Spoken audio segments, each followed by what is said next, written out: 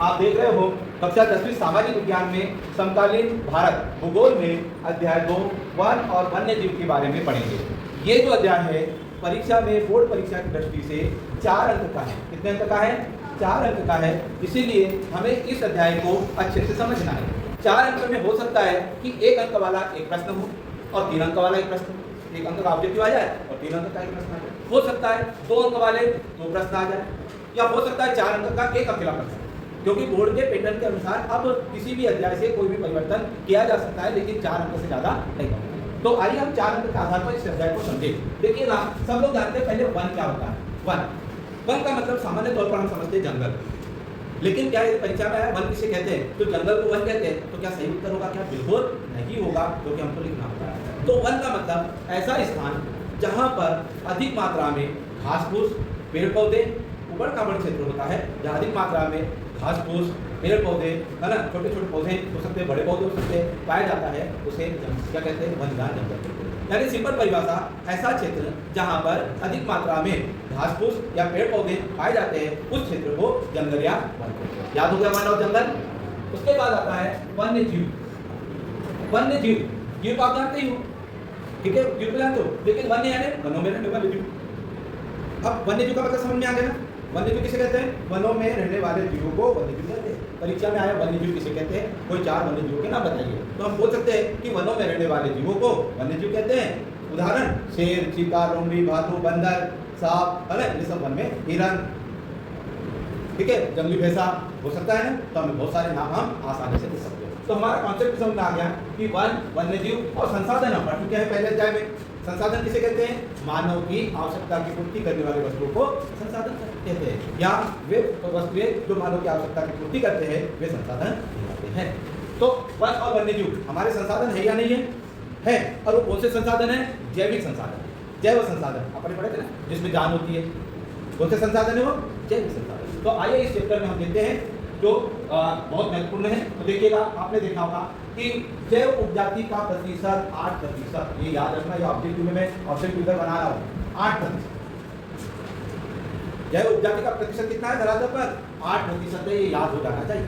आगे देखते हैं, ये देखिएगा, सबसे पहले अपन बात करते हैं वनों में रहने वाले जो सभी जानते हैं, वन्य जीवन कृषि पर आधारित। अब यहाँ पर देखते हैं भारत में वन और वन्य जीव संरक्षण। सबसे पहले वनों के संरक्षण के किसे कहते हैं? वन संरक्षण किसे कहते हैं? वनों को बचाना वन संरक्षण कहलाता है।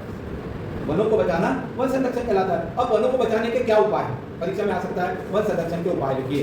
तो हमें वनों की कटाई पर रोक लगाना चाहिए, अधिक से अधिक पेड़ लगाना चाहिए, ठीक है।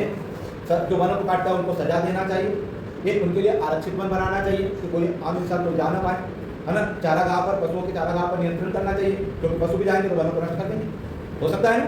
तो वन संरक्षण के उपाय याद लेना, उपाय ये हमको याद हो जाना चाहिए, ये परीक्षा में आ सकता है। तो प्रश्न हमारा पहला बना वन संरक्षण के उपाय लिखिए। आप नोट करते जाइएगा कि वन संरक्षण के उपाय लिखिए, ये प्रश्न हमारा पहला बना। आगे चलते हैं, ये वन्य जीव भारत में वनस्पति जात और प्राणी जात।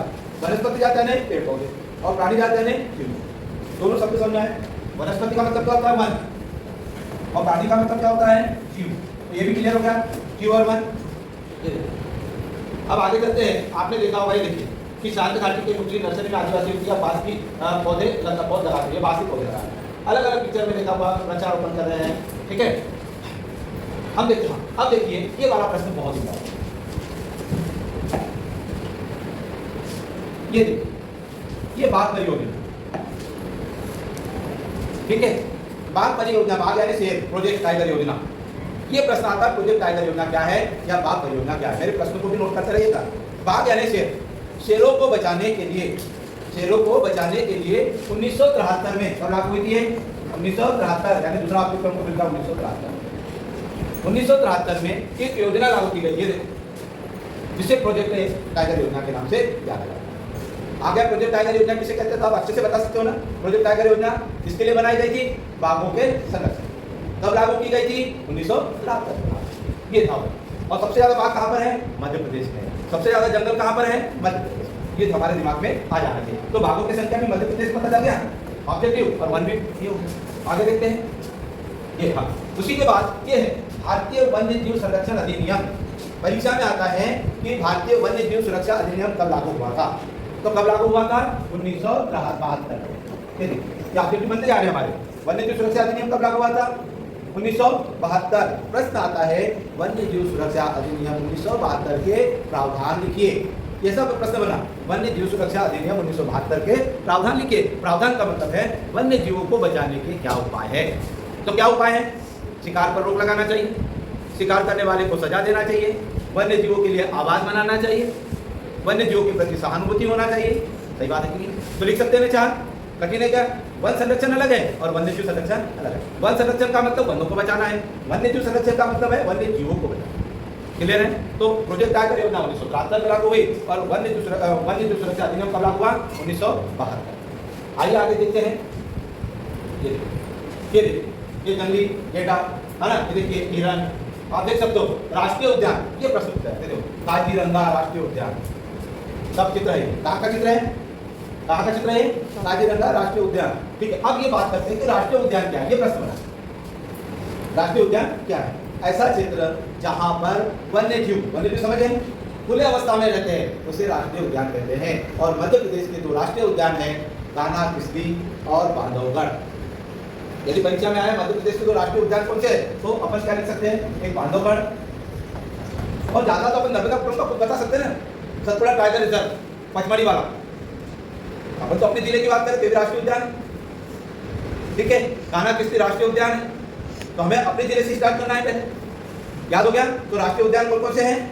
कान्हा किस्ली, बांधवगढ़, सतपुड़ा टाइगर रिजर्व, तीनों अपने को राष्ट्रीय उद्यान भी कर। और राष्ट्रीय उद्यान किसे कहते हैं? याद हो गया?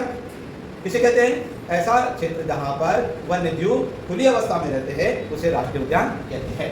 आगे देखते हैं आरक्षित वन, वनों का वर्गीकरण। ये प्रश्न आ सकता है, वनों का वर्गीकरण। देखिए, वनों के वर्गीकरण को तीन भागों में बांटा है। वनों का वर्गीकरण, यदि वनों का वर्गीकरण करते हैं तो तीन भागों में बांटा है। एक बांटा है आरक्षित वन, दूसरा रक्षित वन और तीसरा अवर्गीकृत वन। ये तीनों वनों के बारे में पता हो जाना चाहिए। अब ध्यान से समझिएगा, आरक्षित वन किसे कहते हैं? वे वन जो सरकार द्वारा रोके जाते हैं, इमारती लकड़ी के लिए बनाए जाते हैं। किसके लिए बनाए जाते हैं? इमारती लकड़ी के लिए बनाए जाते हैं, ठीक है। और आम इंसान को जाने की अनुमति नहीं होती। अनुमति होती है क्या आम इंसान को? समझना है? तो आरक्षित वन की विशेषता क्या है? आरक्षित वन की विशेषता क्या है? इमारती लकड़ी के लिए बनाए जाते हैं। दूसरा, आम सरकार द्वारा रोके जाते हैं और आम इंसान को जाने की अनुमति। रक्षित वन किसे कहते हैं? वे वन जो चारागाह के लिए बनाए जाते हैं। अब आए बात चारागाह। चारागाह किसे कहते हैं? सिंपल सा प्रश्न है, चारागाह किसे? प्रश्न को आप नोट करें, मैं प्रश्न को बोलते जा रहा हूँ, उसके आधार पर आपको उत्तर बताते जा रहा हूँ। तो चारागाह किसे कहते हैं? पशुओं को चराने के स्थान को चारागाह कहते हैं। याद हुआ? चारागाह किसे कहते हैं? पशुओं को चराने के स्थान को चारागाह कहते हैं। और रक्षित वन किसके लिए बनाए जाते हैं? चारागाह के लिए। आम इंसान को जाने की अनुमति होती है कि नहीं होती? होती है। तो चारागाह जाएंगे तो उसके साथ जाएंगे। और सरकार द्वारा रोके जाते हैं क्या? तो याद हो गया भी, ठीक है। रक्षित वन। अब आता है अवर्गीकृत वन। ऐसे वन जहाँ पर बंजर भूमि मानव निवास करता है उसे अवर्गीकृत वन कहते हैं। बंजर भूमि न घास फूस हो रही है, तब कृषि कार्य किया जा रहा है ना, ऐसी भूमि होती है ना, तो नदी नाले उबड़ खाबड़ क्षेत्र होता है कि नहीं होता है, तो वो हमारा क्या कहलाता है? अवर्गीकृत वन कहलाता है। तो ये हमारे आरक्षित वन याद हो जाना चाहिए। रक्षित वन देखिए, आरक्षित वन ये है वन वन्य जीवों के लिए संरक्षण की बात की है, मूल्यवान वस्तु दिमाग की बात। ये दिया हुआ आपकी किताब में अवर्गीकृत वन जो बंजर भूमि या सरकार या व्यक्ति द्वारा रोकी जाती है, ये हमारे कौन सी कहलाती है? अवर्गीकृत वन कहलाते हैं। तो हमने वनों का वर्गीकरण भी पढ़ा। वनों के वर्गीकरण को तीन भागों में बांटा है, आरक्षित वन, रक्षित वन और अवर्गीकृत वन। तो हमने देखा, आप देख रहे हो कि इस प्रकार से हमें पता होना चाहिए कि कहां पर क्या उत्तर है इसका। चलिए आगे देखते हैं। आगे हम इसको देखिए, पहले झांसी की बात आई, फिर उसके बाद हम इस अध्याय में और देखते हैं। ये देखिए अलग अलग क्षेत्रों में देखिए मगरमच्छ, अलग अलग जीवों को अलग अलग, कुछ मगरमच्छ अब धीरे धीरे खत्म होते जा रहे हैं, वन्य जीव खत्म होते जा रहे हैं। तो ये जैसे दुर्लभ प्रजातियां है, देखिए पेड़ों की भी दुर्लभ प्रजातियां है ना। अब समुदाय और वन संरक्षण, समुदाय द्वारा जो है कुछ प्रजातियों द्वारा वनों के संरक्षण के लिए उपाय, जैसे आदिवासी समुदाय द्वारा पीपल की पूजा की, नीम की पूजा की, क्योंकि उनको बचाना है, प्रकृति को बचाना है, इसीलिए तो पेड़ों की पूजा की जाती है, ठीक है। एक चिपको आंदोलन हुआ था, उसमें क्या हुआ था? महिलाएं पूरी पेड़ों को बचाने के लिए चिपक गई थी, इसलिए उसको चिपको आंदोलन के नाम से जाता है, ठीक है। महिलाओं ने किया था। साइलेंट वैली घाटी हुई थी, सरकार वहाँ पर बांध बनाना चाह रही थी, लेकिन क्या हुआ था? वहाँ के लोगों ने विरोध किया, तो पूरे जंगल डूब जाते हैं, है ना। क्योंकि तो जंगल वन हमें खा देते हैं। ये देखिए, ये जनजातीय संस्थान और ये ऑब्जेक्टिव आ सकता है मुंडा और संसार जनजाति द्वारा महुआ और कदम के पेड़ों की पूजा करते थे। प्रश्न ये आया कि मुंडा और संसार जो जनजाति है वो किसकी पूजा करते थे? तो किसकी करते थे? किसकी करते थे? महुआ और कदम। तो आप देखो यहाँ पर अपने को याद होना चाहिए, महुआ और कदम। ये प्रश्न भी पूछा करता है, तो ये याद रखिएगा। आगे देखते हैं। इस प्रकार से चिपको आंदोलन मैंने आपको बताया था, देखिए समुदाय द्वारा बचाए गए आंदोलन में चिपको आंदोलन सबसे महत्वपूर्ण, जमोली में हुआ था ये आंदोलन। आगे देखते हैं। इस प्रकार से हमने इस अध्याय को अच्छे से पढ़ा, ठीक है। ये देखिए ये ऑब्जेक्टिव है इस अध्याय के कि इनमें से कौन सा संरक्षण समुदाय सीधी भागीदारी नहीं करता, कौन सा नहीं करता, ये देखिए, ठीक है। आरक्षित वन रक्षित वन हमने पढ़ा, ठीक है। जैव विविधता क्या है, ये प्रश्न देखिए। अब यहाँ पर जैव विविधता क्या है? जैव यानी जीव, पेड़ पौधे, जीव जंतु और मनुष्य मिलकर एक वातावरण करते हैं और उसमें विविधता पाई जाती है, उसे जैव विविधता कहते हैं। मानव के लिए क्यों उपयोगी है? क्योंकि मानव पेड़ पौधों के बिना जीवित नहीं रह सकता और पेड़ पौधे मानव के भी, दोनों का घनिष्ठ संबंध है जैव विविधता में, इसीलिए जैव विविधता बहुत महत्वपूर्ण है। क्लियर हो गया इस प्रश्न में, ठीक है। तो आज हमने इस अध्याय से महत्वपूर्ण प्रश्न वन्यजीव सुरक्षा अधिनियम के प्रावधान, ठीक है। उसके बाद प्रोजेक्ट टाइगर योजना, बाघ परियोजना पढ़ी। उसके बाद मानव समुदाय द्वारा वनों को बचाने के लिए क्या उपाय किए गए, ये पढ़ा। साथ में हमने ये देखिएगा कि भारत में वन उपजाति का प्रतिशत कितना है, 8%। प्रोजेक्ट टाइगर योजना कब लागू हुई? 1973 में। सबसे अधिक वन कहाँ पर है? मध्य प्रदेश में। 1972 वन्यजीव सुरक्षा अधिनियम लागू हुआ, है ना। 2 राष्ट्रीय उद्यान कौन से? बांधवगढ़ और कान्हा किस्ती सतपुड़ा रिजर्व। और महुआ आदिवासी लोग वो किसकी पूजा करते थे? महुआ और कदम की। तो इससे हमने 4-5 प्रश्न बहुत अच्छे से याद कर लीजिएगा।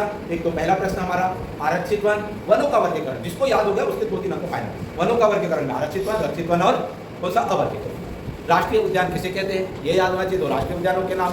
वन संरक्षण, वनों से लाभ, कभी कभी तो सरल प्रश्न पूछा जाता है, वनों से कोई 3 लाभ बताइए, तो वनों से लाभ लिख सकते हो ना। वनों से लाभ, जलाऊ लकड़ी मिलती है, इमारती लकड़ी मिलती है, शुद्ध वायु मिलती है, वर्षा कराते हैं, भूमि कटाव को बचाते हैं, ठीक है। वन हमें औषधियाँ देते हैं, कई प्रकार के लाभ लिख सकते हैं ना। तो इस प्रकार से इस अध्याय में महत्वपूर्ण अध्याय था वन और वन्यजीव, जो 4 अंक का था। आप इस वीडियो को अच्छे से देखेंगे जिससे आपको पूरा यह अध्याय समझ में आ जाए। Thank you.